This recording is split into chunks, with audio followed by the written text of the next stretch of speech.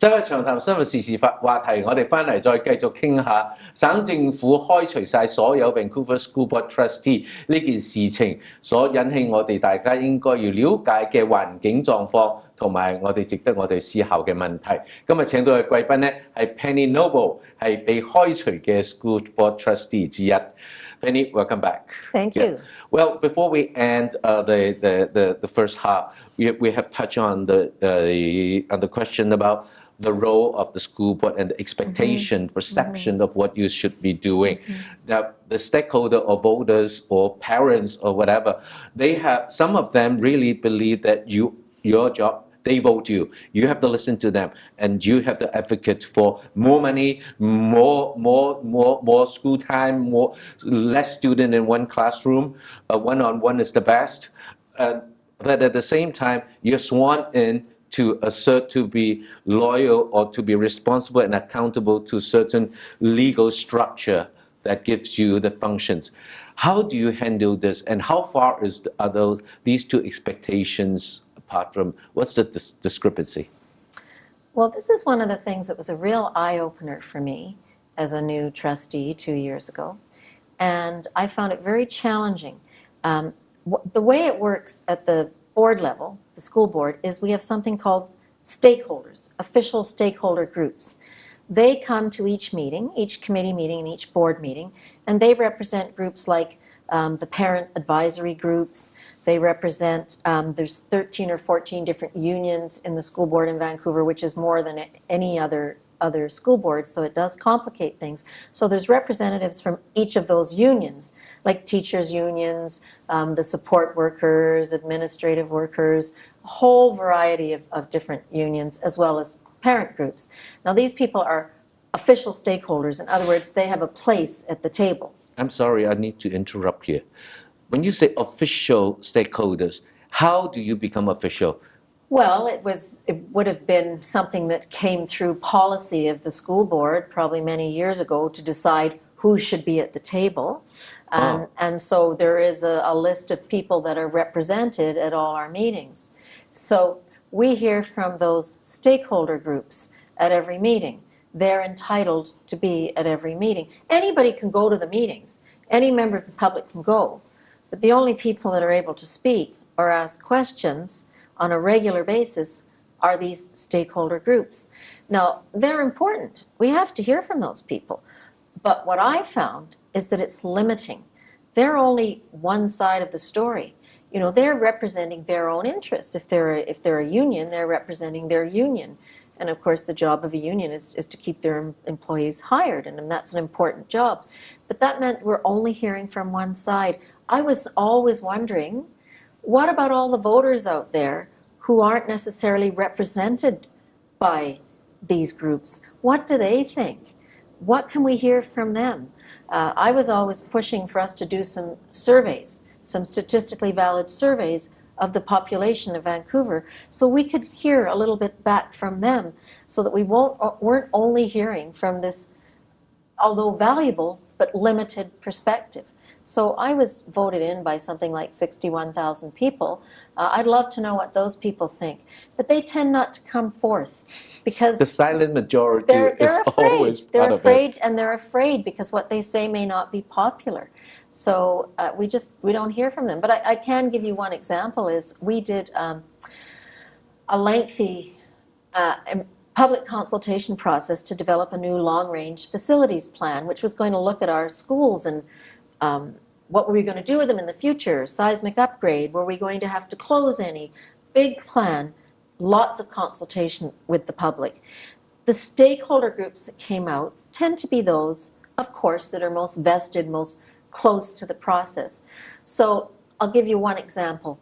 A question was asked in discussions, what do you think of when we lease out empty school spaces of independent schools being able to lease those spaces, and that money would come to us and help us? The people that came around the table, the stakeholders, they were against that. Do not lease to independent schools. We did a statistically valid survey through Ipsos Reid of the population of Vancouver, and they said, we don't care, that's fine, go ahead and lease to independent schools. But So there was a difference between the kinds of things we heard and the greater public. So what do? You have a disparity. We very seldom got to hear like that from the greater public, and I think that's a gap. That is always, and we in our programs, we always said, speak out, and don't be the silent majority or minority. Even minority has to have a voice, and that voice can only come from yourself. No one can do it for you. And you know, I'd like to say that I have a lot of respect for all those stakeholder groups and where they come from. They're important. They should be there, but they do only have one perspective, and we're missing the other perspective. As an elected person, I want to hear from the electorate at large. I want to know what they think. I want to be able to guide my decisions on what I'm hearing a bigger group say. We really didn't get the chance to hear from those other people. Well, that is a very big question that all levels of government organization have to face. Well, but I want to go back to the relationship between the provincial government and the school board. And one thing that can define the independence or the accountability of an organization is where the money comes from. Follow the money and you'll find the source. Where does the funding from school board comes from? It comes from you, it comes from me, it comes from all of us. But who decides the amount of money you can spend in a year? Well, we pay taxes through our property taxes. That's one source of the money, and that's collected on behalf of the provincial government by the municipalities during property taxes. Then there's other money that the provincial government collects. The property taxes don't just fund education. There's more money that comes from other sources to fund education, but it's through the provincial government. The provincial government has the education budget for the entire province. So you cannot decide how much money to spend, but you can decide how to spend it. Right, we can decide how to spend it. We do have in Vancouver some other sources of revenue, not necessarily ones you could depend on forever, but for example, we do have international students, and through international students we're able to bring in some additional revenue beyond the tax base. And we do lease out any buildings that are empty or not being used. We do look for leasing opportunities. Yeah, that I think a lot of Chinese language schools on weekends benefits from that policy, because that's how they teach the community students to speak their mother tongue and read their own language. Not if there happened to be an independent school. The Vancouver School Board just passed a policy a few months ago that they would no longer lease to any independent schools. What do you mean by independent school? A school that's not government funded. If it is Chinese language school? Unless it's funded by the government and it's part of the public school system, that's considered an independent school. Some would say private. I use the word independent because what a lot of people don't realize is there's lots of not-for-profits, smaller independent schools who fill a niche that in some cases would be very difficult to be filled by the public system. And they're the natural sort of people that would want to rent any of our empty facilities because we have classrooms and so forth. Yeah, so by statutory, you're not allowed to raise any fund yourself. No, we could raise funds ourselves. We could raise charitable dollars. We can accept donations. But not raise tax.